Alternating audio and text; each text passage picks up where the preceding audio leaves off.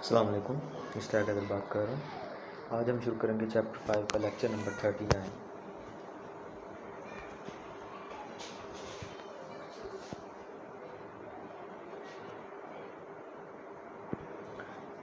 तो जैसे कि आप लोगों को पता है कि इक्वेशन ऑफ मोशन का टॉपिक हम लोगों ने स्टार्ट किया हुआ था, जिसका आलमोस्ट जो है वो हम इक्वेशन 5.1.7 तक ड्राइव कर चुके थे। इससे आगे स्टार्ट करते हैं। तो इससे आगे वो कहता है कि EF जो है वो इक्वल है dVF ओवर dt के, और AR जो है वो इक्वल है dVR ओवर dt के। अब AF और AR जो है वो कहता है कि ये क्या हैं, ये हैं are the acceleration in the fixed and rotating coordinate system. ठीक है जी। तो वो कहता है कि AF और AR ये हमारे पास एक्सेलरेशन है with respect to the fixed coordinate system and rotating coordinate system. उसके बाद वो कहता है the relation 5.1.7 is referred to as a Coriolis theorem. जी। तो वो कहता है कि ये जो रिलेशन आप लोगों ने यहाँ पे निकाला था by using equation of motion and rotating axis theorem, ये जो हमारे पास रिलेशन आया है इसको क्या कहते हैं, कॉर्लियस थ्योरम।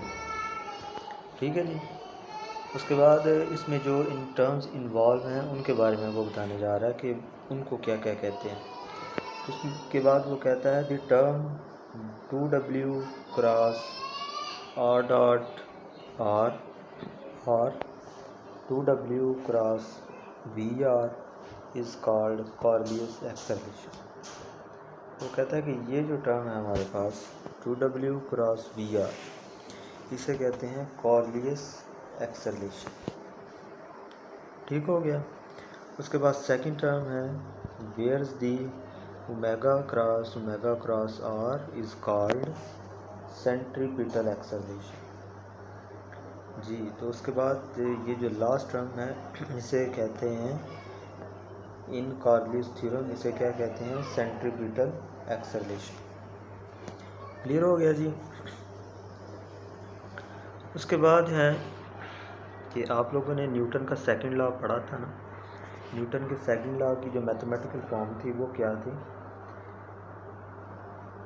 कि जब भी कोई बॉडी मोशन की हालत में होती है तो उसके ऊपर जो फोर्स लग रही होती है वो इक्वल होती है F is equal to ma by using Newton second law. जब कोई बॉडी रेस्ट की हालत में हो या मोशन की हालत में हो तो उसके ऊपर ये वाली फोर्स जो है वो लग रही होती है। ठीक है ना जी। तो अब यहाँ पे हमारे पास दो किस्म के कोऑर्डिनेट सिस्टम थे।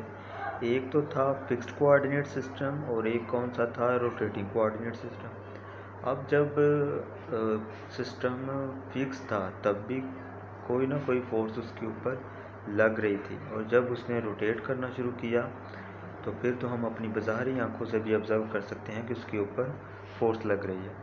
तो उन दोनों फोर्सेस को अगर हम लिखना चाहें तो वो कुछ इस तरह से लिखेंगे हम कि रोटेटिंग कोऑर्डिनेट सिस्टम के ऊपर जो फोर्स लगेगी उसे हम रिप्रेजेंट करेंगे F डैश के साथ, और वो इक्वल होगा MAR के। उसके बाद अगर हम फिक्स्ड कोऑर्डिनेट सिस्टम की बात करें तो फिक्स्ड कोऑर्डिनेट सिस्टम में जब जो फोर्स उसके ऊपर लग रही होगी उसे हम रिप्रेजेंट करेंगे F के साथ, और वो इक्वल होगी MAF के। ठीक हो गया जी। उसके बाद हैं where F and F dash are the total forces in the fixed and the rotating coordinate system.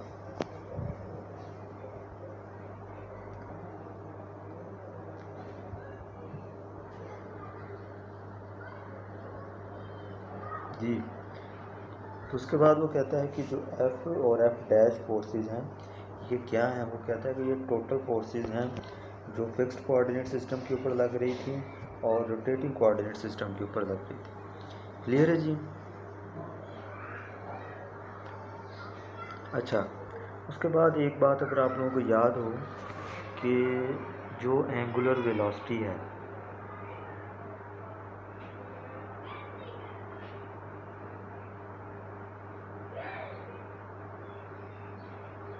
Angular velocity है, इसके बारे में आप लोगों ने पीछे हम लोगों ने पढ़ा था कि जब कोई बॉडी रेस्ट की हालत में हो या रोटेट कर रही हो तो उसकी एंगुलर वेलोसिटी जो है वो एक जैसी रहती है, वो चेंज नहीं होती। ठीक है, तो अगर चेंज नहीं होती तो फिर हम दोनों कोऑर्डिनेट सिस्टम के लिए एंगुलर वेलोसिटी ओमेगा ही यूज़ करेंगे। क्लियर है जी। अच्छा, तो वो कहता है on making substitution for a F in the equation F is equal to m a F v obtain. जी, तो वो कहता है कि जब हम लोगों ने ए एफ की जगह पे यहाँ पे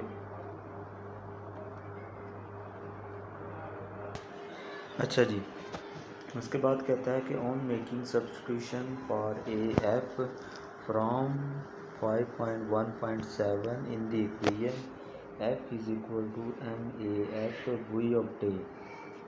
जी, तो इक्वेशन 5.1.7 में देखें, यहाँ पे हमारे पास वैल्यू किसकी है, ये सारी वैल्यू है हमारे पास ए एफ की। तो अगर ये ए एफ की वैल्यू हम यहाँ पे रखते हैं इस इक्वेशन में, तो आपके पास क्या आएगा, ए एफ की जगह पे वैल्यू रख दी हमने ऊपर वाली, तो आपके पास आ जाएगा यहाँ पे अगर मैं लिखना चाहूँ F is equal to M और ए एफ की क्या वैल्यू है, यहाँ ऊपर लिखते हैं, किसमें पुट कर रहे हैं, F is equal to M और ए एफ की जगह पे ये सारा आ जाएगा, ए एफ की जगह पे ये सारा यहाँ पे हम लिख देंगे। ठीक है, तो क्या होगा, ये जो बाहर एम है ये इस सारे के साथ मल्टीप्लाई होगा, ऐसा ही है। तो राइट हैंड साइड में हम सिर्फ एम ए आर रहने देंगे और बाकी सारा कुछ उठा के लेफ़्ट हैंड साइड पे ले जाएंगे। ठीक है, तो जब हम लेफ़्ट हैंड साइड पे लेके जाएंगे तो हमारे पास ये इक्वेशन बन जाएगी, ये वाला। ठीक है जी, जिसमें एम ए आर इक्वल आ जाएगा M F minus 2m omega cross P R minus omega minus M omega dot minus M omega cross R. ठीक है जी। अब नेक्स्ट क्या किया उन लोगों ने कि ये जो हमारे पास चार फोर्सेस आई हैं, एक दो तीन चार, ये जो चार फोर्सेस हैं इनके उन लोगों ने नाम रख दिए। ठीक है जी, तो इनके नाम जब हम लोगों ने रखे तो ये क्या क्या आ गए इनके नाम,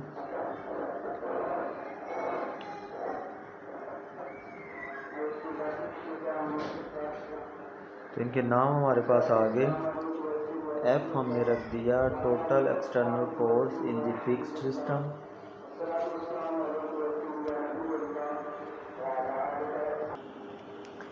जी सबसे पहले जो है वो मैं आपको ये बताता चलूँ यहाँ पे इसके बारे में। तो एम एफ का नाम रख दिया उन्होंने F minus 2m omega cross v r का नाम रख दिया F Coriolis, minus M omega dot का नाम रख दिया एफ ट्रांसफर्स और माइनस ओमेगा क्रॉस और का नाम रख दिया एफ सेंट्रीफ्यूगल फोर्स। ठीक है जी, तो ये नाम जो हैं ये आप लोगों को याद होने चाहिए और आप लोगों को पता होना चाहिए कि कॉर्लियस फोर्स जो है वो किसके इक्वल है, उसके बाद ट्रांसवर्स फोर्स जो है वो किसके इक्वल है और इसी तरह से सेंट्रीफ्यूगल फोर्स जो है वो किसके इक्वल है। तो अब नेक्स्ट एग्जांपल अगर जब आप लोग करेंगे तो उसमें जो है वो ये काफ़ी ज़्यादा यूज़ होंगे। तो ये तमाम फोर्सेस जो हैं वो आप लोगों को ज़ुबानी याद होनी चाहिए। एफ कॉर्लियस फोर्स क्या होती है, एफ ट्रांसवर्स फोर्स क्या होती है और एफ सेंट्रीफ्यूगल फोर्स क्या होती है। ठीक हो गया जी। उसके बाद है these forces are called fictitious और अपेरेंट और इनर्शियल फोर्सेस। ठीक है जी, इन फोर्सेस को फिक्शियस भी, अपेरेंट भी या इनर्शियल फोर्सेस भी कहते हैं। They do not have physical source and do not arise from interaction of the particle with other bodies. जी, उसके बाद वो कहता है कि ये जो फोर्सेस हैं इनका कोई फ़िज़िकल सोर्स नहीं होता, यानी ये डायरेक्ट जो है वो कोई भी फोर्स अप्लाई करने से पैदा नहीं होती, और ना ही ये पार्टिकल्स की आपस में इंटरेक्शन की वजह से पैदा होती हैं। ये बात बड़ी काबिल गौर है। एग्जांपल्स में हो सकता है कि आपको वो ये ना बताए कि ये कौन सी फ़ोर्स है, तो वहाँ पे सिर्फ ये बता दे कि ये जो है इनका फ़िज़िकल सोर्स कोई नहीं है, या ये जो है ये इनका आपस में इंटरेक्शन की वजह से भी नहीं पैदा हो रही, तो फोर्सेस फाइंड करें। तो ये बात आप लोगों ने बड़ी अहम है, ये बात याद रखनी है कि इनका कोई फ़िज़िकल सोर्स भी नहीं है और ये आपस में इंटरेक्शन की वजह से भी पैदा नहीं होती। उसके बाद पेज नंबर 133 है। तो ये अराइज़ कैसे होती हैं ये हम देखते हैं। They arise from the choice of the rotating और accelerated coordinate system to describe the motion. जी, तो वो लास्ट पे वो ये कहता है कि ये फोर्सेस फिर पैदा कैसे होती हैं। ये फोर्सेस जो हैं ये डिपेंड करता है कि आपने जो है वो कोऑर्डिनेट सिस्टम कौन सा लिया है और वो किस स्पीड के साथ एक्सेलरेट कर रहा है और किस डायरेक्शन में जो है वो जा रहा है। ठीक है, या मैं आम लफ्ज़ों में कहूँ तो ये फोर्सेस जो हैं आपने जो बॉडी लिया होगा उसकी मोशन को डिस्क्राइब करेगा, तो ये बात गलत ना होगी। ठीक है जी, तो यहाँ तक जो है वो आप लोगों ने इसे अच्छी तरह से प्रिपेयर करना है। इंशाल्लाह नेक्स्ट लेक्चर में हम इससे आगे स्टार्ट करेंगे और ये टॉपिक जो है वो आप लोगों का वाइंड अप हो जाएगा।